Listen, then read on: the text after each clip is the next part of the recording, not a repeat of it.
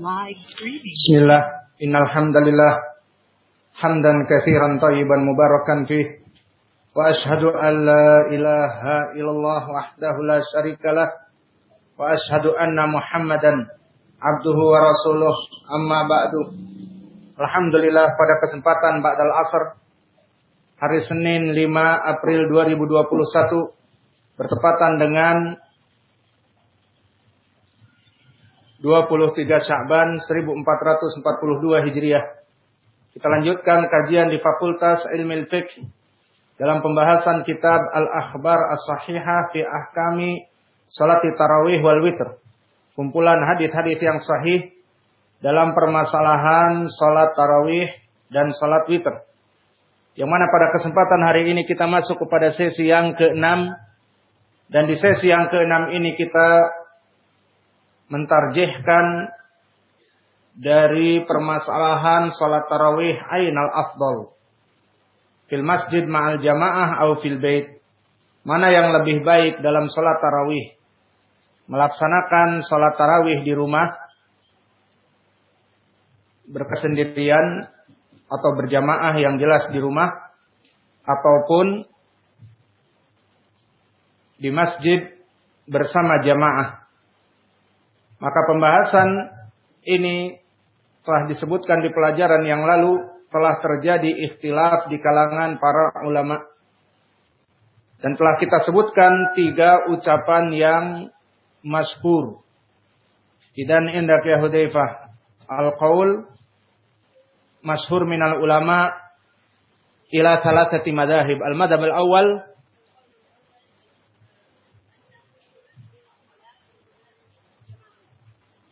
afdal. Al-afdal salatul fil masjid jamaah. Hada qaul man? Qaul jumhur man yadhkur lana? Abu Hanifah wa Syafi'i wa Ahmad. Amma Malik aks. Imam Malik yara bil bait afdal. Idan al-qaul tsani man? Fil bait afdal. Qaul man? Qaul Malik wa Abu Yusuf wa ba'd Syafi'iyah. Wal qaul tsalits qaul man? Qaul Syiah madza qalu? Salatu tarawih bid'ah min bid'ati Umar. Maka kita tidak menoleh kepada ucapan yang ketiga. Dan di sana masih ada ucapan yang lain. Ucapan yang keempat, ucapan At-Tahawi, seperti dinukilkan oleh Imam An-Nawawi dan Al-Hafidz Ibnu Hajar. Wa balaghat Tahawiyu faqala salatu tarawih fil jamaah wajibun 'alal kifayah. Maka dinukilkan oleh Al-Hafidz Ibnu Hajar dan Imam An-Nawawi telah hulu. Imam At-Tahawi mengatakan bahkan salat tarawih wajib fardu kifayah. Maknanya, jika dalam suatu negeri tidak ada yang melaksanakan salat tarawih sekalipun, maka dosa semua orang. Itu makna fardu kifayah. Namun jika dalam satu masjid, dalam suatu wilayah terdapat orang yang melaksanakan salat tarawih, maka gugur kewajiban atas mereka.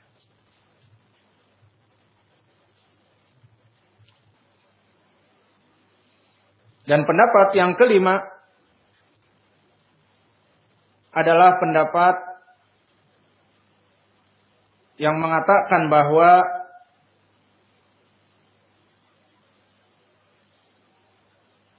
salatul tarawih berjamaah di masjid sunnah fardu kifayah ataupun sunnah alal kifayah.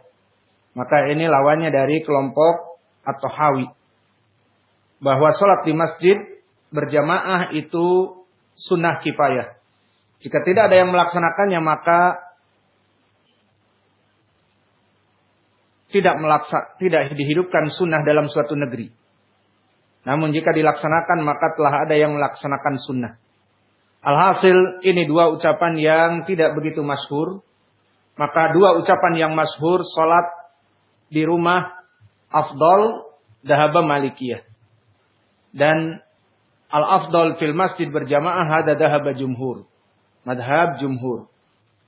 Dan ucapan yang ketiga masyhur tetapi tidak kita menoleh kepadanya kelompok Mubtadi'ah dari kelompok Asy-Syiah Ar-Rafidhah. Hanya kita sekedar mengetahuinya karena masyhur. Mereka menolak dengan mengaku bid'ah. Itu saja jadi masyhur. Namun kita tidak menoleh kepada ucapan mereka. Lalu mana yang rajih? Yang rajih wallahu a'lam menurut penulis dan pembicara yang memberikan kajian adalah ucapan jumhur ulama. Adapun adilatul jumhur yang mensunahkan salat tarawih di masjid banyak sekali. Di antaranya hadis-hadis yang disebutkan oleh penulis di dalam matan dari hadis Aisyah. Yang mana hadis Aisyah ini banyak diriwayatkan oleh Imam Al-Bukhari terutama dan sebagian diriwayatkan oleh yang lainnya, maka kebanyakan diriwayatkan oleh Imam Al-Bukhari dari jalan Urwah ibnu Zubair an Aisyah. Yang mana lafaz-lafaznya mendekati kesamaan. Saya akan bacakan yang bersifat mutlak dan sebagian bersifat muqayyad dengan lafaz-lafaz yang ada. Pertama hadis yang diriwayatkan oleh Imam Al-Bukhari disebutkan oleh Aisyah bahwa Nabi salat suatu malam fil masjid, di masjid, bukan di rumah. Ini poin pendalilannya. Fa shalla bi salatihi nasun tsumma shalla minal qabilah faqaturan nas tsumma jatama'u minal lailah ats-tsalitsah aw rabi'ah falam yakhruj ilaihim Rasulullah sallallahu alaihi wasallam falamma asbaha qala qad ra'aitu alladhi sana'tum walam yamna'uni minal khuruj ilaikum illa ini khasyitu an tufridu alaikum wa dzalika fi Ramadan. Maka di dalam lafaz ini Nabi salat malam di masjid. Ini poin pendalilan. Yang mana diikuti oleh kaum muslimin. Kemudian di hadis Aisyah yang diriwayatkan di sini dalam keadaan syak, Nabi kemudian meninggalkan di malam ketiga atau yang keempat. Maka nanti yang rajih di malam yang keempat seperti di riwayat yang lain. Maka diriwayatkan di dalam hadis tadi, Nabi tidak keluar di malam yang terakhir tadi, yang keempat. Maka setelah salat fajar Nabi mengatakan, kami mengetahui apa yang terjadi, aku tidak tidur. Namun aku tidak keluar, ini khasyitu an tufridu alaikum wa dzalika fi Ramadan. Aku takut jadi salat tarawih itu diwajibkan bagi kalian. Maka ini illah kenapa Nabi meninggalkan sholat tarawih.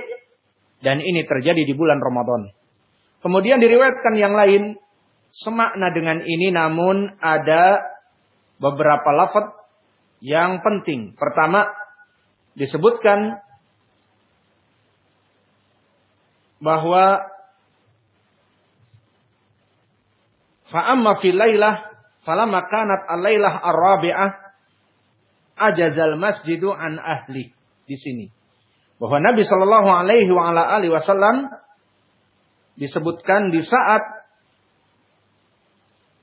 pelaksanaan di malam yang keempat Nabi tidak keluar, maka ajazal masjid, maka masjid itu tidak kembali penuh karena semua orang pulang. Maka ini di lafaz yang mentakyidnya yang rajih adalah malam yang keempat. Kemudian masih di riwayat Al-Bukhari juga dari Aisyah, di saat 3 malam seluruh manusia ikut salat bersama Nabi, falam yakhruj. Nabi Muhammad sallallahu alaihi wasallam di malam yang keempat kemudian disebutkan ini khasyitu an tuktaba alaikum salatul lail. Aku takut kalau terus-menerus seperti ini akan diwajibkan salat malam. Maka di sini pendalilan bagi kita kalimat an tuktaba alaikum salatul lail, diwajibkan bagi kalian salat malam, maka di sini menjadi pendalilan bagi kita dari pelajaran-pelajaran yang terdahulu. Apa itu? Bahwa salat tarawih yang mana disebutkan di dalam hadis-hadis, dia adalah salat malam. Maka salat tarawih itu adalah salat malam. Maka di sini membantah kepada mereka orang-orang yang mengatakan bahwa salat tarawih dengan salat malam itu sama. Itu benar. Namun membantah kepada mereka orang-orang yang mengatakan bahwa salat tarawih itu berbeda, maka dibantah dengan lafaz ini. Bahwa salat tarawih dia adalah salat malam. Seperti di lafaz yang kita ambil faidah ini.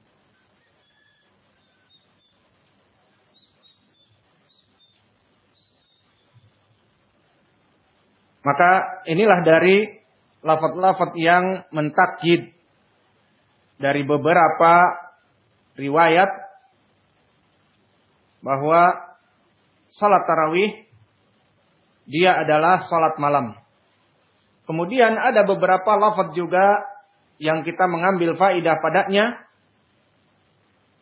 Yusalli minal lail fi hujratihi wa jidarul hujrah qasirun. Maka di sini menjadi pendalilan bahwa yang rajih dalam permasalahan salatul lail Nabi melaksanakan salat tarawih itu terjadi di malam 10 terakhir dari bulan Ramadan. Menandakan di waktu Nabi sedang melaksanakan i'tikaf. Maka disebutkan bahwa Nabi, kata Aisyah, melaksanakan salat di hujurnya. Nabi melaksanakan salat di hujurnya.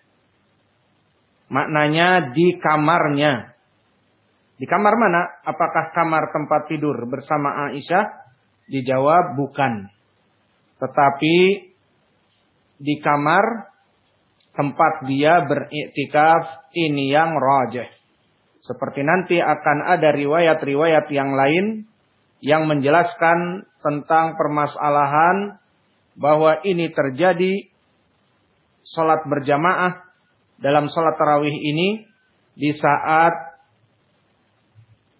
melaksanakan salat tarawih di malam-malam akhir minar Ramadan, di saat beriktikaf, karena di dalam hadis yang lain dijelaskan bahwa Nabi Muhammad sallallahu alaihi wasallam i'takafa fi kulli Ramadan. Bahwa Nabi itu selalu beriktikaf di seluruh 10 terakhir dari bulan Ramadan. Maka di sini syahidnya Nabi pun sedang beriktikaf. Dengan lafaz di riwayat tadi bahwa Nabi salat di tempatnya, hujrahnya, tempat dia beriktikaf. Dan tendanya ataupun pembatas yang dia bikin dari kain pendek. Sehingga di saat Nabi berdiri untuk salat, maka terlihat oleh kaum muslimin. Ini syahidnya. Maka beberapa riwayat dengan riwayat yang lain saling mendukung. Maka inilah ya ibadallah. Barang siapa yang seseorang ingin membahas fikih. Dan dia misalnya tidak mumpuni dari ilmu hadis, bisa jadi dia tidak menjamak turuk, maka tidak akan begitu diketahui dari fikih yang ada. Namun jika dia juga mempunyai ilmu hadis dan juga dia membahas fikih, maka tarjihat yang dia dapatkan akan lebih baik. Karena dia akan mengumpulkan beberapa riwayat-riwayat hadis, dan dari riwayat-riwayat hadis saling mendukung. Seperti di sini saling mendukung. Di mana Nabi Muhammad SAW salat malam itu di malam terakhir di asral awakhir minar Ramadan. Dan di riwayat-riwayat menjelaskan 3 hari, 3 malam ataupun 4 malam. Maka dirajihkan di riwayat Al-Bukhari di malam ke-4. Dan disebutkan di bulan Ramadan. Maka dari beberapa riwayat kita mengetahui dari kisah terjadinya bagaimana Nabi sholat tarawih bersama jamaah adalah di malam-malam terakhir dan dia sedang i'tikaf, wallahu a'lam. Dan kemudian di beberapa riwayat yang diriwayatkan oleh Imam Al-Bukhari yang dikumpulkan oleh penulis di matan juga, Nabi tidak sengaja tidak keluar Nabi di hari yang keempat kemudian mengatakan, "Lakini khasyitu an tufridu alaikum fata'jizu anha." Fatuwfiya Rasulullah sallallahu alaihi wasallam wal amru ala dzalik. Maka Nabi meninggalkan salat terus-menerus ditakutkan diwajibkan baginya. Kemudian Nabi meninggalkannya dan Nabi meninggal dalam keadaan salat tarawih tidak diwajibkan. Ini poin pendalilannya bahwa salat tarawih sunnah, bukan wajib. Maka bagaimana Imam At-Tahawi seperti kita lalui di ucapan yang keempat, madaqal fardu kifayah. Bagaimana bisa naik kepada fardu kifayah?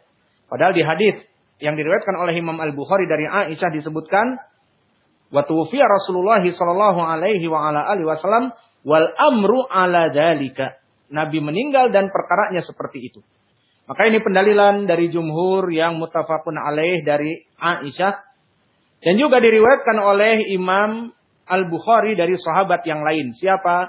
Zaid ibnu Thabit.